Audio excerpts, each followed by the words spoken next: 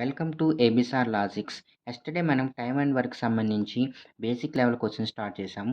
Okay, next క్వశ్చన్కి వెళ్దాం. చూడండి, కొంచెం డెప్త్కి వెళ్దాం ఇక్కడ నుంచి. Second question, 15 men can do a piece of work in 8 days. Okay, 15 మంది ఒక వర్క్ని 8 రోజుల్లో చేస్తారంట. In how many days 20 men can do it. In how many days 20 మంది కలిసి అదే పనిని ఎన్ని డేస్లో చేస్తారు. ఓకే, దీనికి మనం సింపుల్ ఫార్ములా ఒకటి తీసుకోవచ్చు.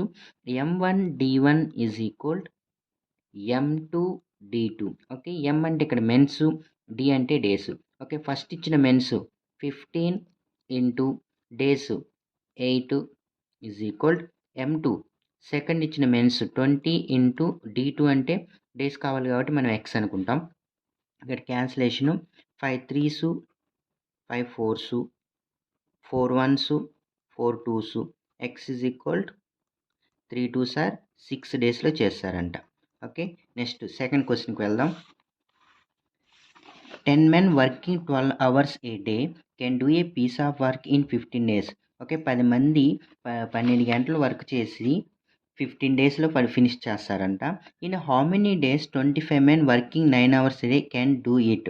Okay, in how many days ఎన్ని రోజుల్లో 25 మంది 9 hours చేస్తే అదే పనిని ఎన్ని రోజుల్లో ఫినిష్ అవుతుంది అన్నారు. అంటే ఇక్కడ సేమ్ మనం ఫస్ట్ తీసుకున్న క్వశ్చన్కి ఇక్కడ m1 d1 h1 అంటే అక్కడికి ఇక్కడికి డిఫరెన్స్ ఒక అవర్స్ మాత్రమే పెరుగుతుంది. m1 d1 h1 is equal m2 d2 h2.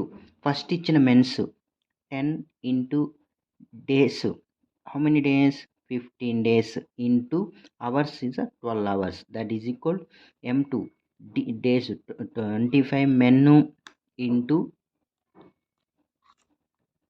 Days మనకు కనుక్కోవాల్సిన X into hours 9. Okay, cancellation చేద్దాం. 5 2s 5 5s 5 1s 5 3s 3 1s 3 3s 3 1s 3 4s. Okay, x 2 4s or 8, x is equal 8 డేస్లో ఆ work